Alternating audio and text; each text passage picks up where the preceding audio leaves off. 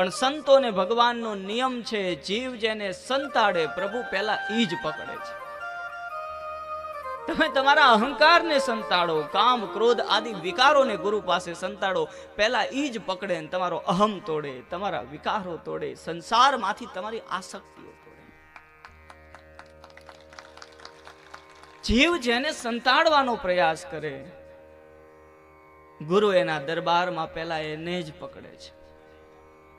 પણ જીવ પાસે કાંઈ નથી ને, પ્રભુ ઈ જ લઈ લે છે, ગુરુ ઈ જ લઈ લે છે, અને પછી જે આપે છે ને એની જીવને કલ્પના થતી નથી.